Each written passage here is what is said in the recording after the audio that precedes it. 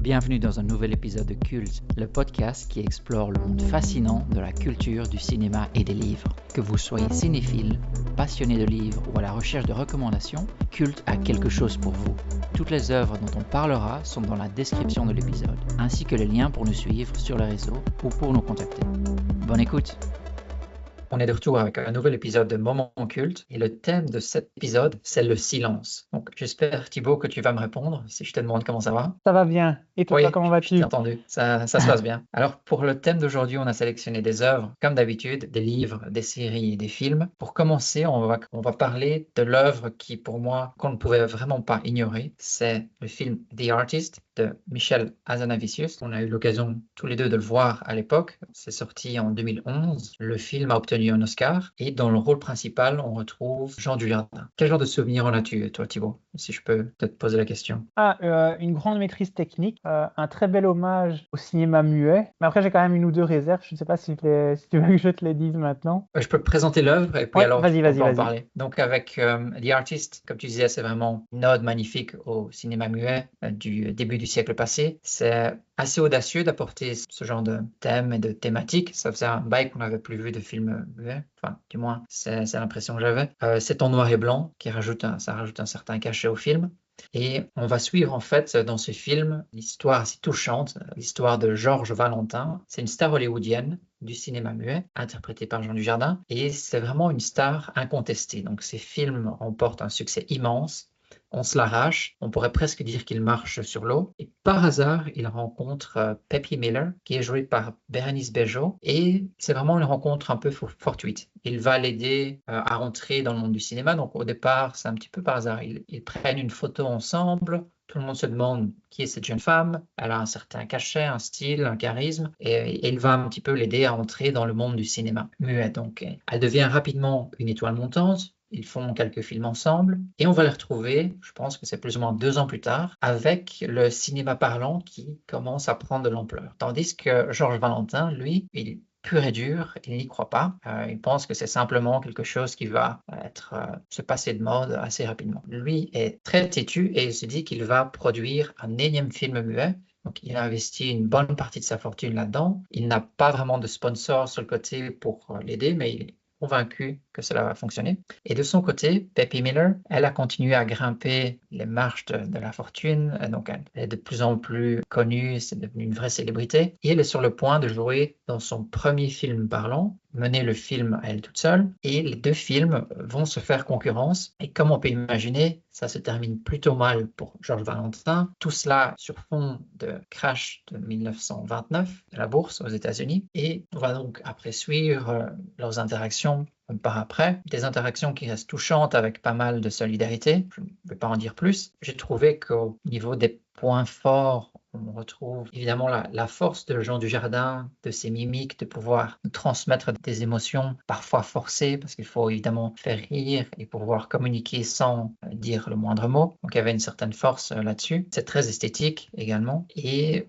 j'ai apprécié le fait de... C'est un petit peu un coup de poker, parce qu'on pourrait se dire le cinéma muet, et même en noir et blanc, c'est évidemment passé de mode. Pourquoi tenter prendre un tel risque? Ça, pour moi, c'est un pari réussi de la part du réalisateur. Et ça a d'ailleurs été très apprécié aussi aux États-Unis, étant donné qu'il a gagné l'Oscar. J'ai apprécié peut-être aussi l'approche où on va s'interroger sur l'orgueil. Donc Georges Valentin, comme je disais, tout lui réussit. Et il a un certain orgueil à un tel point qu'il investit presque toute sa fortune en risquant position sociale, tout ce pourquoi il a travaillé pendant tant d'années, tant il est certain de pouvoir faire banque encore, faire recette. Il y a un côté aussi refus de technologie, j'ai trouvé. Donc on refuse ces avancées techniques et également une sorte de... On voit le passage du temps où une célébrité, peut-être comme on le voyait dans le film Substance, tout en haut de son art, qui est poussée vers la sortie par la nouvelle génération. Je trouvais ces points-là assez intéressants. Et alors peut-être encore 2, 3 petites notes, des petits clins d'œil qui étaient sympas.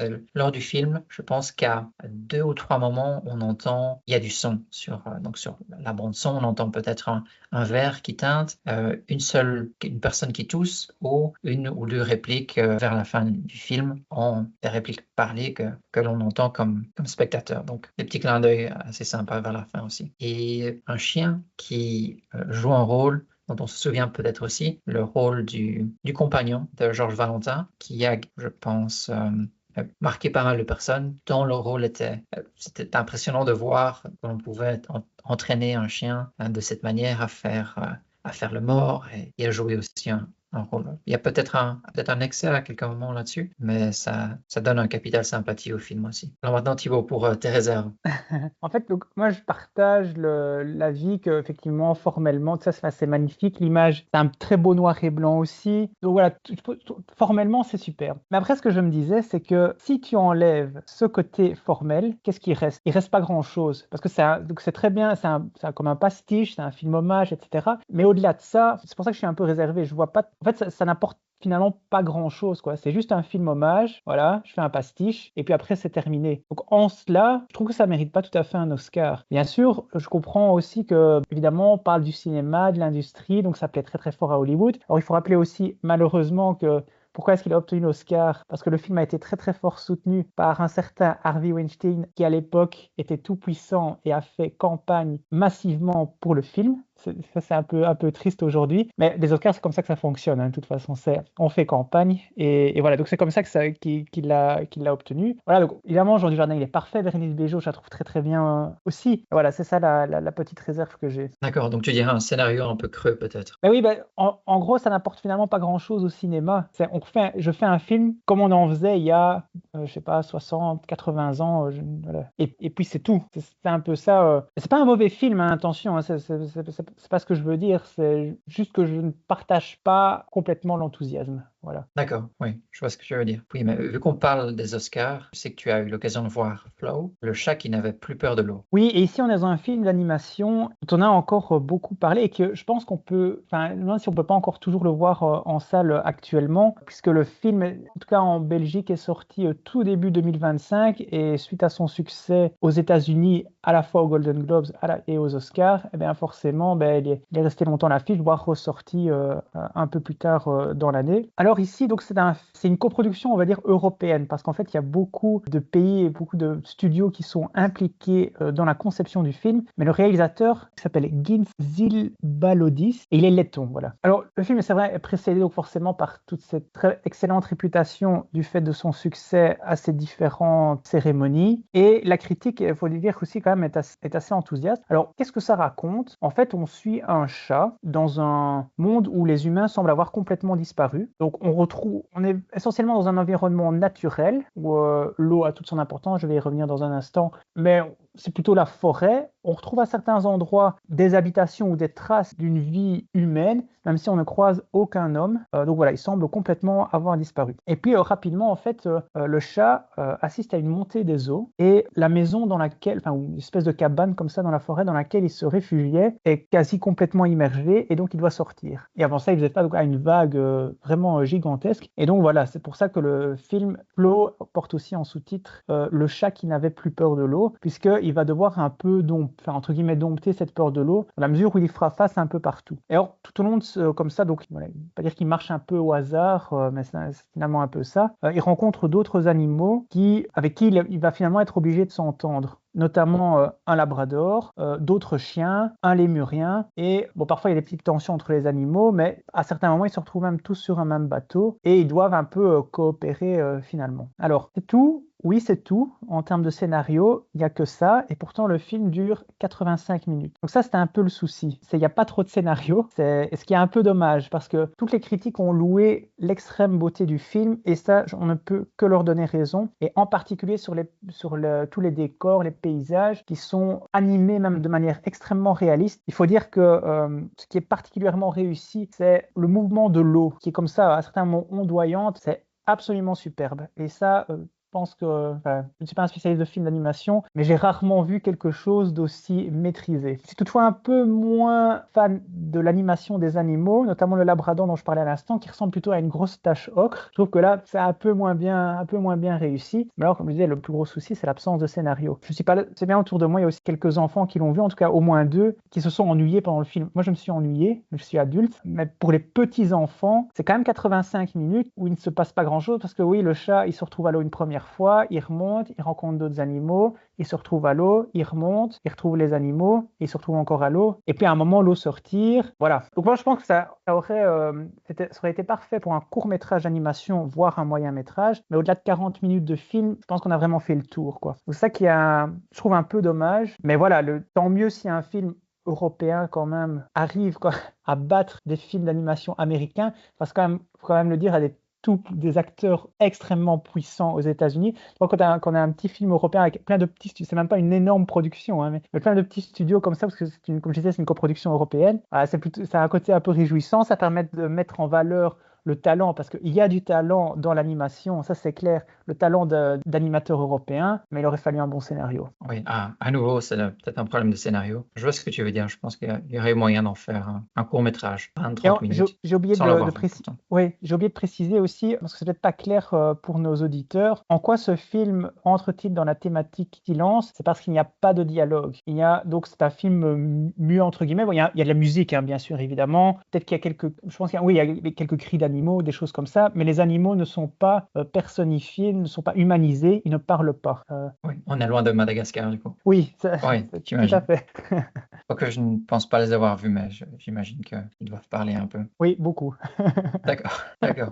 Ce qui est intéressant avec Flow, c'est que ça a été fait avec un programme open source, Blender. Et c'est, comme tu disais, avec un budget très restreint, pas de folie au niveau CGI ou des effets spéciaux. C'est un programme que tout le monde peut télécharger et il faut pas mal de capacité pour former un beau résultat, mais ça donne une certaine accessibilité aussi si venait l'envie peut-être de l'aventure de création d'un monde 3D. Et puis alors, tu parlais d'un monde, la plupart des humains ont disparu, donc là je voulais passer on va parler de quelques œuvres plutôt apocalyptiques d'ici peu. La première, c'est A Quiet Place. Elle est sortie en 2018 avec à la réalisation John Krasinski. Est-ce que ça te dit quelque chose, ce nom-là? Pas du tout. Pas du tout. Est-ce que tu connais la série The Office? Oui, même si je n'ai jamais vu, mais je vois ce que c'est. Et alors, donc, il y a une version US, une version anglaise. Et dans la version US, il y a le chef qui est joué par Steve Carell. Il y a notamment un des membres de son équipe, un certain Jim.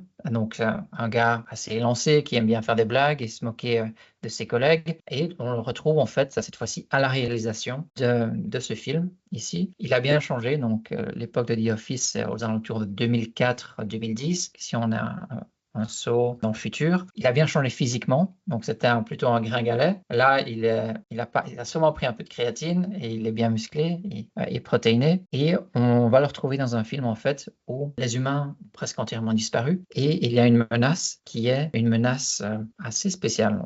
On a l'impression que ce sont des aliens, des bêtes effrayantes qui ne réagissent, qui sont aveugles, si je ne me trompe pas, et qui ont une ouïe hypersensible. Et ce qui va se passer, c'est que les petites poches de civilisation qui restent doivent vivre dans un silence complet pour éviter d'être pris en chasse et de se faire tuer au final. Donc, on retrouve John Krasinski qui est père de famille. Il vit avec sa femme, sa fille, et il y a aussi sa femme est notamment enceinte. Donc, on ressent déjà une certaine tension parce qu'on imagine la naissance de ce bébé qui va pleurer, crier. On découvre assez rapidement dans les conditions dans lesquelles ils vivent. Ils ont bricolé des systèmes de défense, de repérage autour de leur ferme. Ils essayent aussi de communiquer autant que possible en chuchotant ou en utilisant la langue des signes, qui est en fait un élément intéressant parce que c'est l'unique manière pour la jeune fille de communiquer, étant donné qu'elle est sourde. Et donc, ce qui est intéressant, c'est de voir que cette famille a pu transformer un handicap en un avantage et toute personne dans la famille connaît et peut utiliser cette langue des signes, donc elle est en mesure de survivre grâce en fait à cette langue des signes. Et ce qui est intéressant, c'est de voir pendant ce film, donc il y a une certaine tension. La plupart du temps, c'est extrêmement calme, on chuchote, on ne dit presque rien. Ces bêtes sont terrifiantes, elles peuvent apparaître assez rapidement, elles sont extrêmement véloces. On va retrouver donc thème autour de la famille, de l'entraide, une certaine solidarité. Et il y a une partie où on trouve aussi une certaine ingéniosité. Donc, pour essayer il y a pas mal de contraintes, il faut passer au-delà. Donc, ça reste un film qui apporte une certaine tension, c'est même presque oppressant par moments. Ça peut être émouvant et ça a été un énorme succès parce que je crois il n'avait qu'un budget entre 10 et 20 millions de dollars et il a pu récolter dans les 330 millions, donc plutôt un bon retour sur investissement, avec une deuxième partie aussi qui a été filmée peu de temps après, qui a aussi été bien reçue de manière générale. Donc, une œuvre originale dans le fait d'utiliser le besoin de silence pour survivre dans un monde qui est très bruyant. Mais est-ce qu'on est dans un film de science-fiction ou plus dans un film un peu horreur? Je dirais que c'est peut-être un peu entre les deux. Je ne connais pas trop la provenance de ces animaux, donc je pourrais dire que c'est peut-être entre l'horreur et le fantastique. Mhm. D'où viennent ces bêtes? Est-ce que ce sont des aliens ou pas? Je ne pense pas que ce soit abordé. Parce que je connaissais ton attrait pour la science-fiction, enfin nous le connaissons tous désormais, mais par contre pour l'horreur, ça je le découvre. Oui, quoique, ouais, je pense que le style de l'horreur aussi, ces dernières années, a commencé à changer un petit peu. On connaissait par exemple les films Scream de ce type-là. Puis il y a eu des films plutôt du style Get Out. Je ne sais pas si ça te dit quelque chose. Je dois dire que Pas, je ne connais pas très bien, pas non. trop. Plutôt des films où on est en tension permanente, mais très souvent il ne se passe rien du tout. Donc ça apporte un certain sentiment d'angoisse, mais sans qu'une poupée de style Chucky te saute à la tête et essaye de te poignarder. Peut-être un style de film différent de ce qu'on faisait à l'époque où on essayait de nous donner des cauchemars avec des poupées fantasques ou des clowns malfaisants. Ici, c'est créer un sentiment de tension permanente pendant l'entièreté du film. De psychose, en fait, si on peut dire. Ouais. Après, aussi aujourd'hui, bon, le vrai film de... Si il y a quand même plus d'ambition, je pense, que le film d'horreur bête et méchant. Mais après, ces films d'horreur, en fait, c'est ce qui fonctionne encore le mieux, on va dire, aujourd'hui à Hollywood, puisque c'est souvent des films très petit budget et qui sont fort regardés, donc qui font très très vite, parfois 10 fois leur budget en recettes, sans forcer, puisque des films à moins de 10 millions de dollars et hop, tout de suite ça fonctionne, quoi. Donc ça... Et parfois, je lis certains synopsis, j'ai l'impression que c'est un peu des films photocopies, parce que c'est toujours un peu le même canevas, mais ça fonctionne, ça fonctionne. Oui, tant que ça vend, pourquoi pas. C'est un choix au final. Et alors, donc c'est en fait, tout ça prend lieu dans une ferme qui semble un petit peu abandonnée, au milieu d'une forêt. Et je sais que la forêt, c'est un thème intéressant pour la prochaine œuvre. Oui, tout à fait. Ici, je vais évoquer un livre qui s'appelle En mémoire de la forêt, qui est sorti en 1997. Bon, assez gros, comme il y a plus de 500 pages. Et ce qui est particulier, donc l'auteur s'appelle Charles T. Powers, c'est un Américain et c'est son unique roman parce que pour la petite histoire, donc c'est un journaliste américain qui a beaucoup travaillé dans l'Europe, en Europe plutôt de l'Est, exactement en Pologne aussi. Mais donc en tout cas, il s'y était installé. Oui, il a dirigé depuis Varsovie, voilà, un département Europe de l'Est pour le Los Angeles Times. Il est décédé juste après avoir remis le manuscrit du roman à son éditeur, quoi. Donc il ne restera que ça de lui. Et pour un premier roman, quel premier roman? C'est clair comme je vais vous l'expliquer. Alors, on est ici donc en Pologne, dans un petit village qui s'appelle Jadowia. Donc, je ne sais pas si je prononce tout très très bien, mais donc je vais essayer de m'impliquer. Et alors, on est quelques années après la chute du communisme. Donc, on retrouve en fait un homme qui est mort comme ça à proximité de ce village, dans la forêt. Forêt qui est assez sombre, qui entoure comme ça, et donc qui a un côté un peu oppressant sur le village. Et donc, un ami de ce mort qui s'appelle Leszek, j'espère que je prononce bien aussi, voilà, il décide un peu d'enquêter de lui-même parce que la police très vite se désintéresse de l'affaire. Donc on ne sait pas trop. Et on ne veut pas savoir en fait pourquoi est-ce que cet homme est mort. Et alors en fait, il fait face à un village où tout le monde se tait. Personne n'a envie, en fait, d'évoquer ce qu'il a pu se passer. Et on comprend assez vite que derrière, en fait, il y a toute une chape comme ça de culpabilité et de volonté d'oubli vis-à-vis d'un passé un peu compliqué et de secrets notamment liés à la Seconde Guerre mondiale. Je ne vais pas rentrer dans le détail de l'intrigue parce que ça doit se découvrir. Il faut, comme le narrateur, en fait, découvrir les choses petit à petit et éprouver, je pense, un peu cette chape de plomb à laquelle le héros fait face dans sa quête. Moi, ce qui m'avait vraiment beaucoup marqué, en fait, c'était l'occasion un peu de découvrir, si je peux dire, le passé de la Pologne à travers voilà, cette fiction. Et en même temps, moi, ce qui m'est vraiment resté de ce roman, c'est toute cette atmosphère, comme je disais, un peu oppressante, comme les secrets enfouis, et voilà, qui pèsent comme ça sur toute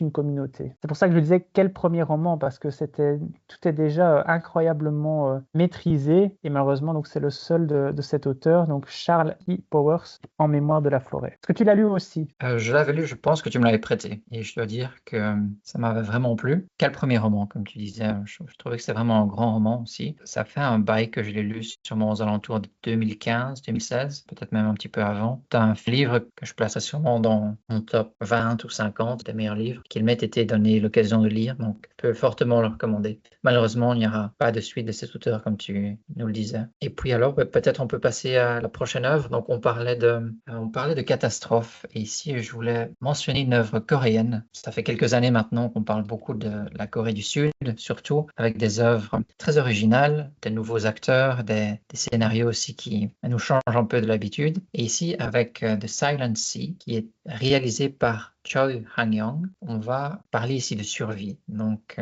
on retrouve en fait une humanité qui est en crise et une mission assez périlleuse va tenter de sauver la mise. Donc, on va envoyer un groupe d'astronautes sur la Lune. C'est entre le thriller et la réflexion écologique. C'est un monde en fait où l'eau est devenue extrêmement rare. Donc, la Terre est entièrement ravagée par une désertification. L'eau potable est très rationnée et la Corée du Sud envoie une équipe d'astronautes en mission sur la Lune, avec notamment une de ces scientifiques a un lourd passé. Elle a malheureusement perdu sa sœur il y a quelques années dans cette même station lunaire suite à un mystérieux incident qui a décimé la plupart du monde dans cette station. Et l'objectif ici de l'équipe va être de récupérer un échantillon qui est assez sensible et qui reste mystérieux, donc on ne comprend pas trop de quoi il s'agit. Mais assez rapidement, l'équipe va découvrir que les autorités qui sont restées sur Terre ont caché certaines vérités. Il y a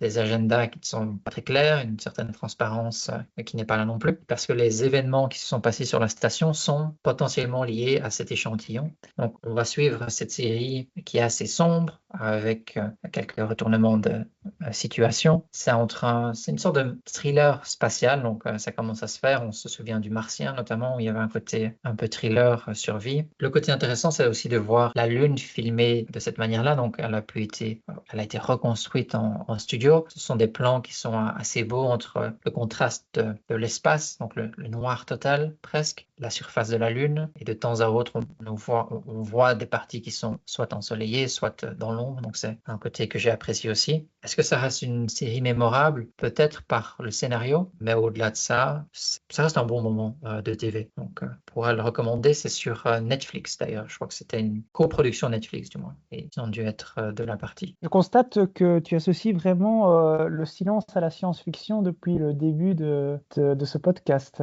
Oui, là, je dois dire, pour être honnête, que c'était dans le titre aussi. The Silent Sea, je pouvais difficilement l'ignorer. Mais c'est vrai qu'il y a une partie silence. Mais alors, peut-être qu'on peut retourner vers la réalité. Bon, il y a peut-être un peu trop de science-fiction. On peut peut-être faire un passage vers la réalité et Tchernobyl. Oui, moi évidemment, je n'ai pas parlé, je n'ai pas d'œuvre de science-fiction à présenter aujourd'hui. Et moi, ouais, donc ici, je vais parler de la série Tchernobyl. Est-il besoin encore de présenter la catastrophe de Tchernobyl? Je ne pense pas. La série remonte quand même déjà à 2019. Et oui, je dois mentionner aussi que c'est une mini-série puisqu'il y a finalement que 5 épisodes d'à peu près 1 heure, je pense. Et alors, petite particularité aussi, c'est une des séries qui, je pense, qui a obtenu une des meilleures notes possibles sur IMDb et sur différents endroits où elle était évaluée. Donc voilà, visiblement fortement appréciée par les critiques, par le public aussi, et donc assez unanimement saluée.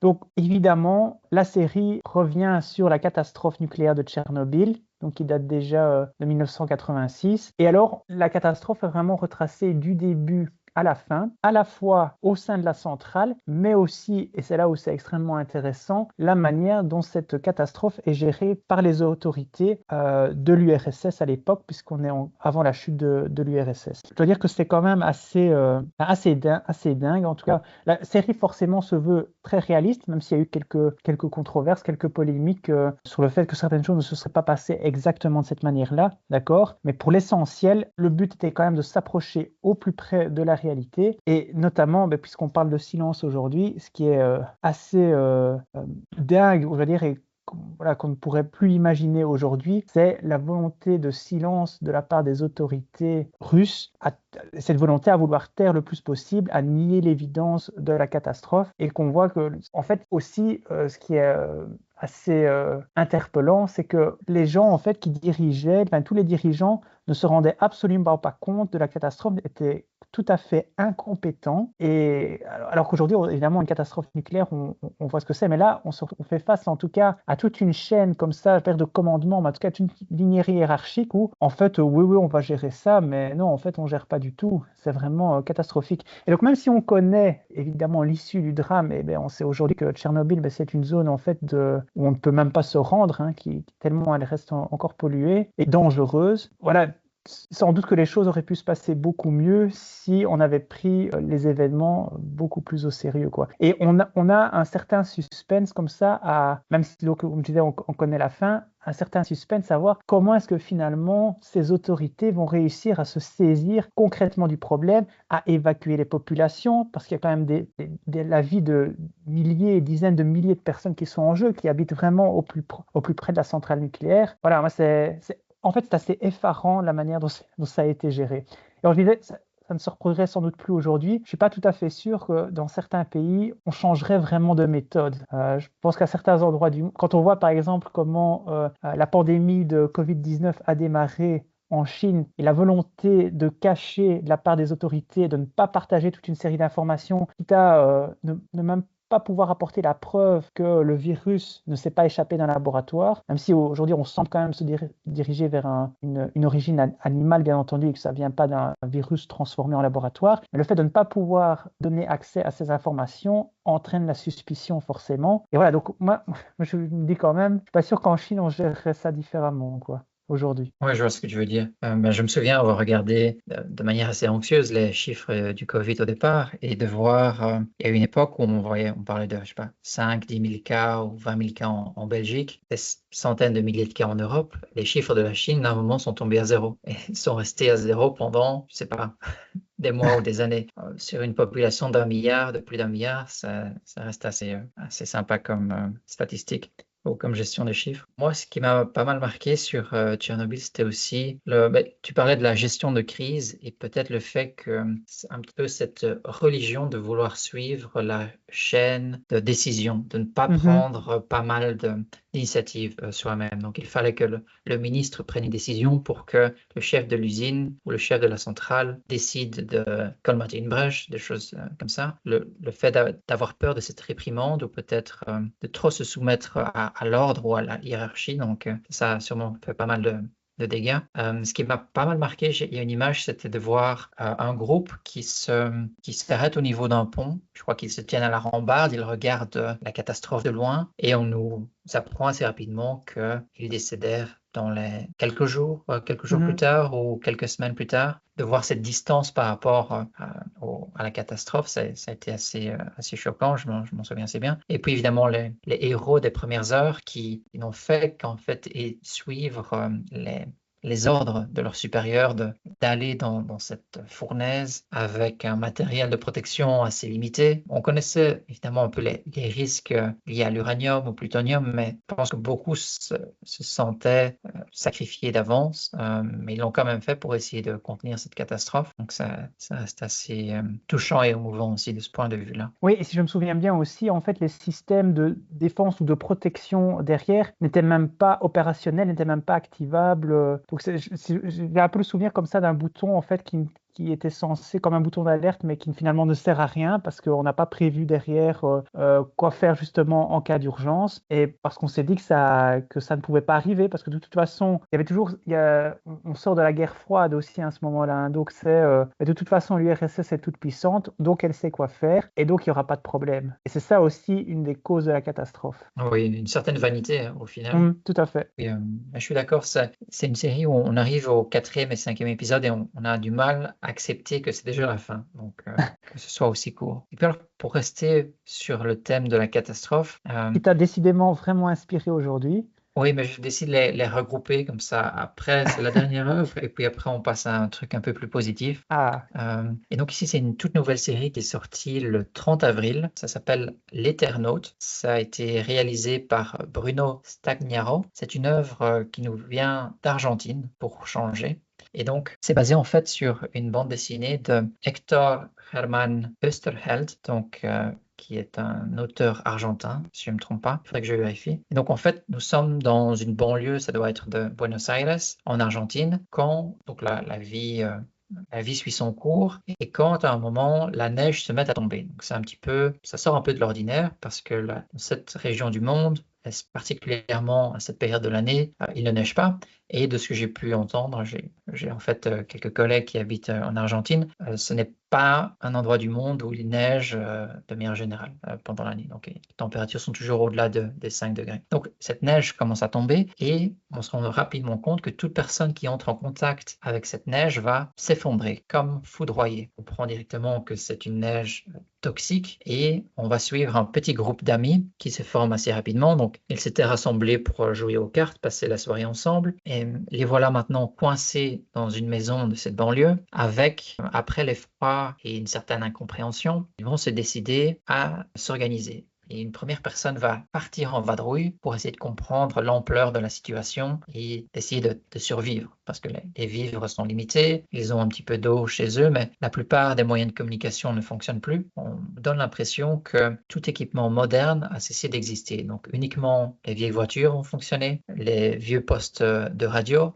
Donc on nous suggère qu'il y a eu en fait des changements au niveau de la polarité du monde. Donc les boussoles ne fonctionnent plus. Elles sont comme déréglées. Et alors, pour ce faire, les personnes qui vont commencer à partir en vadrouille vont devoir s'emmitoufler de manteaux, d'écharpes, porter un masque à gaz, des gants, essayer de couvrir le moindre recoin de peau en attachant les jointures, si on peut dire, avec du scotch. Donc, on en est là après 2-3 épisodes. Donc, j'ai commencé la série récemment. Il va falloir continuer à regarder pour comprendre d'où provient cette catastrophe, comment vont-ils survivre et quel genre de problèmes ils vont rencontrer. On comprend déjà évidemment, vu qu'on est dans un monde qui est durant ou post une sorte d'apocalypse, il va y avoir des conflits entre différentes bandes, différentes approches pour la survie, différentes opinions quant à la solidarité et la manière de partager les ressources. Donc ça reste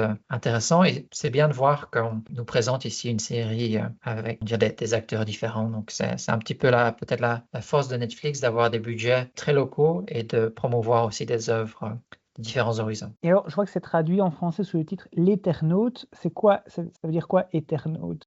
Bonne question. Donc, je n'ai vu que 2 épisodes et demi pour l'instant. Pour moi, éternaute, ça vient sûrement du terme éther. Et étant donné je pense qu'il y a une masse d'éther très importante dans l'espace, il y aura peut-être un lien avec ça. Donc, c'est joué avec le terme astronaute, éther, éternaute. Le fait qu'eux-mêmes soient emmitouflés avec qu'il faut porter un casque si on veut se déplacer en extérieur, ça donne un look d'astronaute qui quitte sa base, peut-être, une maison, son logis, pour aller dans un monde qui est hostile. Donc, je dirais que ça devrait être lié à ça. Ok. Mais il faudra regarder un peu plus pour confirmer. Et donc, pourquoi est-ce que ça tombe bien avec le silence, étant donné que le monde s'arrête entièrement? Il faut se chauffer au bois, utiliser des bougies, donc tout devient extrêmement calme. Il y a une couche de neige qui se forme aussi, donc c'est un petit peu... Et quelques minutes après la neige, on sait souvent que c'est un moment très calme, plein de silence. Donc, toi, tu étais en Argentine. Moi, je Oui. propose maintenant d'aller en Chine avec un film en fait qui date de 2024, même s'il est vraiment sorti en salle seulement il y a quelques semaines, donc assez récemment. Donc, il s'agit du film Black Dog du réalisateur Guang Hu, et donc il avait été présenté à Cannes en 2024. Alors, ça commence de manière très particulière puisque on a une image à plan fixe comme ça, on est dans le désert de Gobi et on a une meute de chiens qui franchit comme ça, qui descend une espèce de colline et vient presque percuter un car qui était en route et qui, tellement perturbé, vient à se renverser sur le flanc. C'est une image assez dingue. Et en fait, dans ce car se trouve notamment un homme qui s'appelle Lang, qui a une trentaine d'années, qui ne dira quasiment rien de tout le film, je pense qu'il va y avoir quelque chose comme une dizaine de répliques, quelqu'un d'assez taciturne. Il sort en fait de prison il a été impliqué dans un homicide. C'est pas trop si ce qu'il a pu faire dedans, s'il a vraiment tué, mais en tout cas, il a purgé sa peine et donc il revient dans sa ville natale, qui est comme ça, donc un peu dans le désert. Ville, il faut bien le dire. Donc on est en 2008, hein, un peu avant les Jeux Olympiques de Pékin. Ville qui semble un peu comme ça en train d'être plus ou moins abandonnée. Et donc voilà, il y a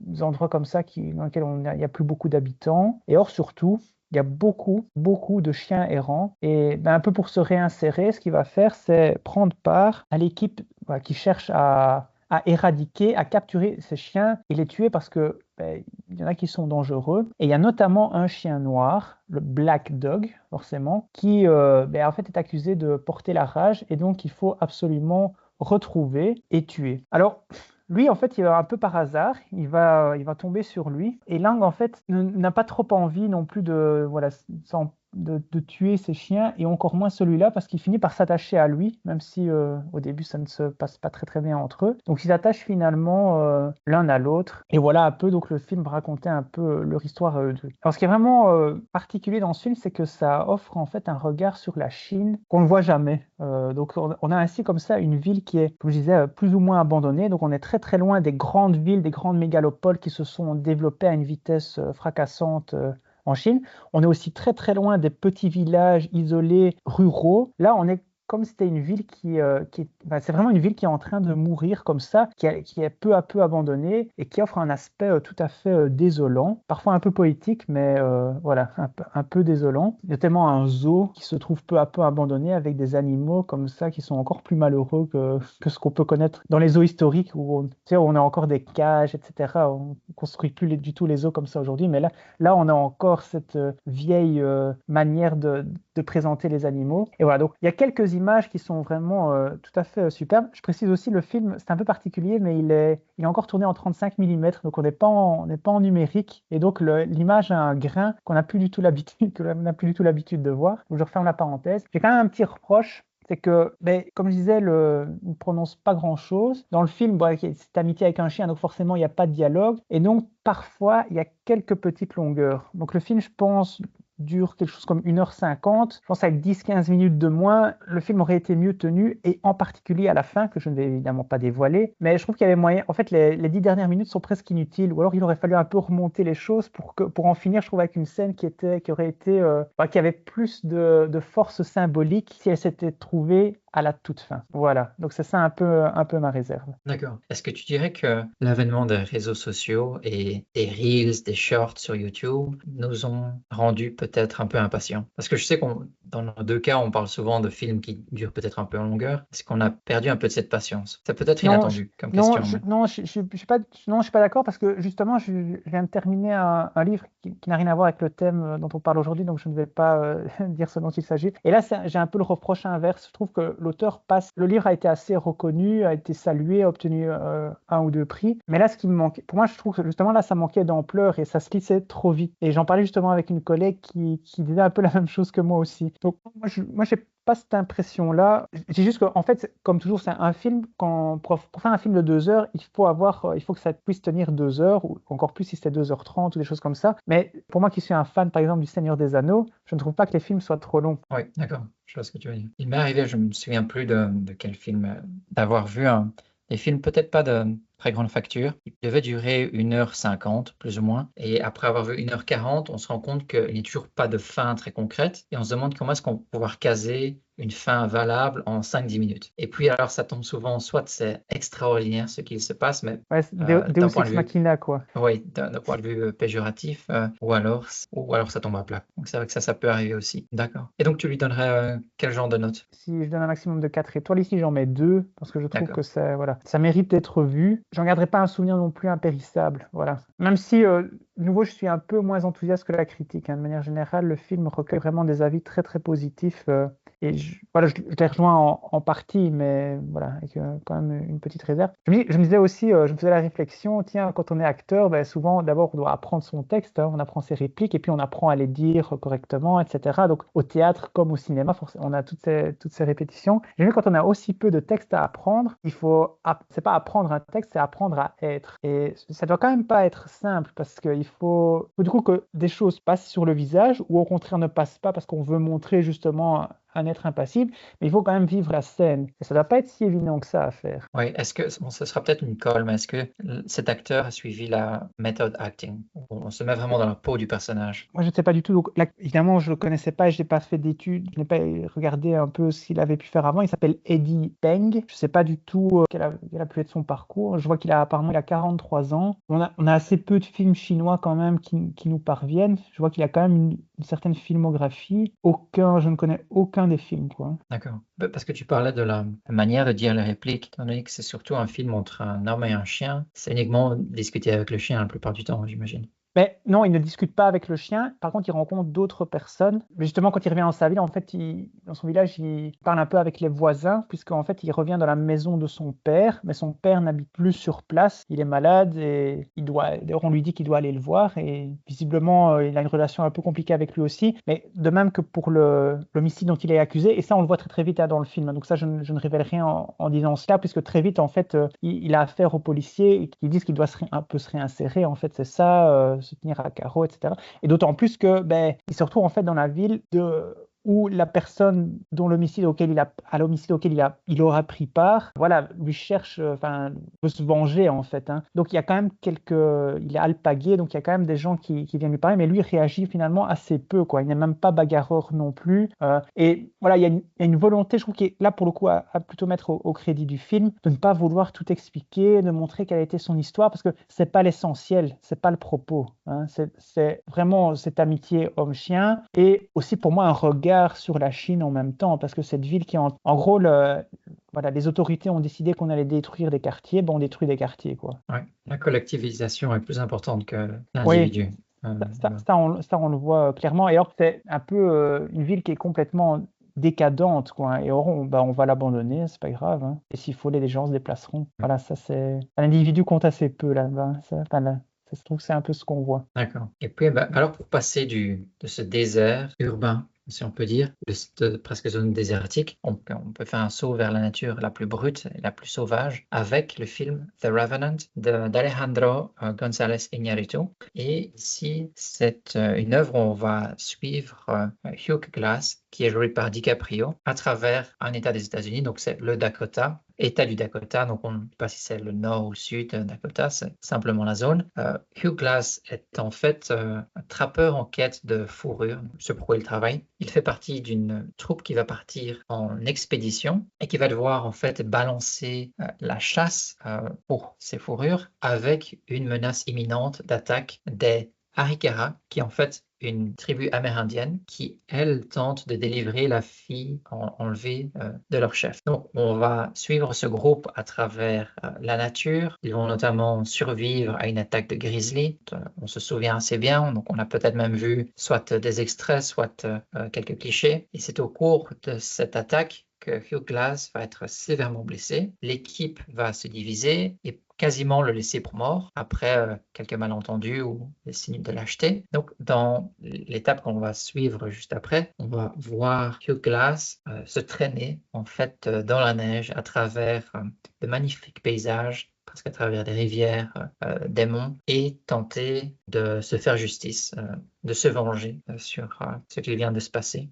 Donc, c'est un film où le réalisateur va vraiment nous plonger dans une nature qui est extrêmement hostile, brute, glaciale. Donc, il faut être bien habillé pour essayer même survivre dans ces conditions impitoyables. Il y a un côté évidemment un peu western, étant donné qu'on est dans une nature, qu'on est au milieu d'un endroit qui n'est pas du tout urbanisé, particulièrement à l'époque, avec Leonardo DiCaprio qui parvient à transmettre toute cette rage, cette douleur, cette peine qu'il a. Pas beaucoup de dialogue pour une bonne partie du film, mais on va le suivre à travers cette phase où il va essayer de retrouver un petit peu la santé, il va pouvoir essayer de se soigner, préparer sa vengeance. Donc c'est une histoire intéressante sur la vengeance, le fait d'être assez résilient, oui, une certaine ténacité de l'être humain, je dirais. Oui, moi je vais peut-être m'arrêter là. Thibaut, est-ce que tu as certains souvenirs? Ouais, en fait, moi, j'adore le réalisateur. Moi, Oui.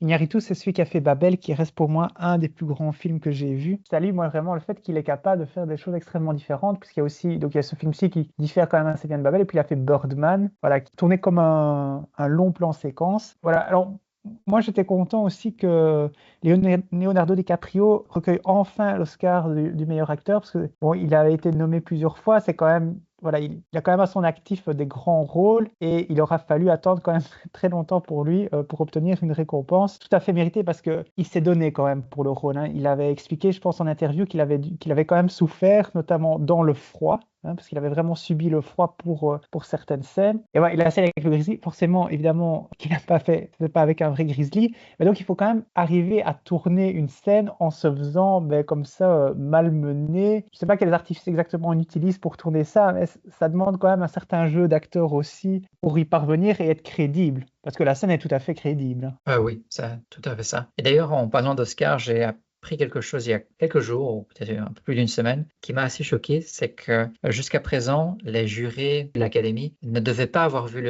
un film pour pouvoir voter pour ce même film. Donc, ce qui pose question sur pas mal d'Oscars attribués au fil des 90 ou 95 années. Moi, personnellement, ça m'a choqué d'une certaine manière, d'un point de vue culturel, de pouvoir voter pour quelque chose sans l'avoir vu. Imagine des prix littéraires qui pourraient sortir de cette manière-là. Mais les Ça prix pose littéraires, question. non, mais en tout cas, on le sait quand même qu'il y a des émissions en France où les présentateurs parlaient d'œuvres qu'ils n'avaient pas lues. Simplement, leur assistant leur faisait des fiches. Ils recevaient parfois l'auteur et ils n'avaient pas lu le roman en question, hein. Ça, c'était des choses qui, je ne sais pas si ça se fait encore aujourd'hui, mais en tout cas, ça s'est produit. Oui, ça doit arriver, mais on n'est quand même pas au niveau où on va donner un prix à une œuvre qui va rester, qui est en fait presque un prix de référence pour la plupart des gens. C'est autre chose qu'une émission où on passe que 5-10 minutes en radio. Moi, ça m'a assez surpris d'entendre parler de ça. Et alors, pour la dernière, tu voulais parler de A Quiet Girl. Voilà, ici on est donc on a parlé quand même de beaucoup d'horreur, donc de monde post-apocalyptique ou alors de catastrophes nucléaires, d'hommes qui sont attaqués par des grizzlies.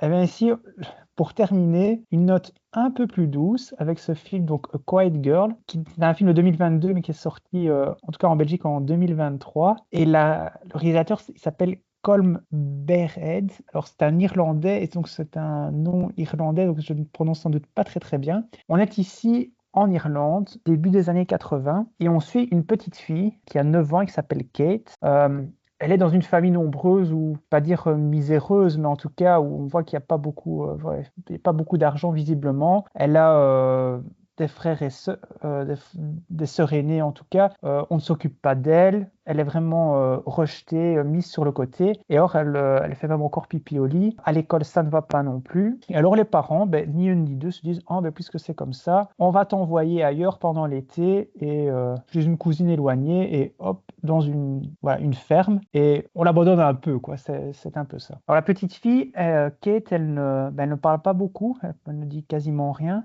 Le film est tourné en grande partie en irlandais, hein, pas en anglais. Voilà, donc la femme qui l'accueille a l'air d'être une personne extrêmement gentille, qui enfin, pour la petite fille, va lui accorder de l'attention, s'occuper d'elle. Alors, une des premières scènes justement où elle se rend compte, c'est assez marquant, mais justement, on lui fait couler un bain, on la lave, on la coiffe, on l'habille. Toutes des attentions auxquelles cette petite fille Kate n'avait pas du tout l'habitude d'être confrontée. Par contre, le mari de la dame qui l'accueille, là, est quelqu'un de beaucoup plus bourru, plus taiseux, dont la petite fille a un peu peur. Voilà. Et au fur et à mesure, en fait, du film, on va voir que les rapports, évidemment, entre l'homme et la petite fille vont s'améliorer, mais surtout, la petite fille va enfin éclore, en fait. Je pense que c'est le meilleur terme à utiliser. Et oui, presque revenir à la vie, en fait. Voilà, alors qu'elle semblait tellement effacée. Et c'est vraiment ça ce que ça raconte. Ce que je pense pas que ça vaille la peine de raconter de raconter la fin. C'est un film extrêmement délicat. Il y a beaucoup de silence, sensoriel aussi. On sent un peu, la petite fille éprouve un peu les choses, la lumière, etc., les paysages qu'elle voit. Et voilà, donc il y a presque une dimension comme ça d'apprentissage. Voilà, et je répète, c'est vraiment cette délicatesse qui donne une atmosphère tout à fait, enfin, pas particulière, mais un côté un peu agréable et en tout cas, oui, très, très calme. Alors pour la petite histoire aussi, donc ce Quiet Girl faisait partie des films qui étaient nommés pour l'Oscar du meilleur film étranger, qui avait été remporté cette année-là par le film À l'Ouest rien de nouveau, et c'est l'année où il y avait Close aussi de Lucas Dont qui était en compétition. Voilà, donc année plutôt faste c'est souvent le cas pour l'Oscar du meilleur film étranger, il y a souvent de très très bons films. Mais voilà, moi voilà, film qu'il faut vraiment, vraiment le détour. Comme je disais, porté par ces silences, ces images, les regards. Et justement, je parlais juste avant du fait que dans Black Dog, on avait, justement, il fallait réussir à incarner quelqu'un avec peu de dialogue. Mais ici, la petite fille, il parvient aussi. Alors, et je pense que quand on est un enfant, c'est d'autant plus difficile de diriger des enfants, à leur faire apprendre la justesse. Et ici, la petite fille, elle est tout à fait magnifique, quoi. Voilà. Donc, très joli film. D'accord. Ah, d'ailleurs, peut-être oui, un rôle qui lui colle à la peau, qui est vraiment... Évidemment, bon, ici, évidemment, c'est du cinéma irlandais, c'est un acteur purement irlandais, donc voilà, je ne sais même, ouais, elle s'appelle Catherine Clinch, voilà, je ne sais pas, difficile de savoir si, comme ça, des enfants parviennent à devenir des acteurs reconnus, enfin, il y a finalement assez peu, enfin, moi, je connais assez peu d'exemples, hein. J'ai fait la réflexion avec les acteurs de Harry Potter, par exemple, qui ont réussi au théâtre, mais qu'on n'a plus trop vu au cinéma, Emma Watson un peu plus, un petit peu plus. mais Daniel Radcliffe, c'est vrai qu'au cinéma, et Rupert Grint, je pense que j'ai parlé de lui dans un film récemment, mais on ne peut pas dire qu'il fasse une grande carrière au cinéma. Oui, je l'avais vu par hasard dans un autre film aussi. Non, c'est vrai que ça a un peu disparu aussi.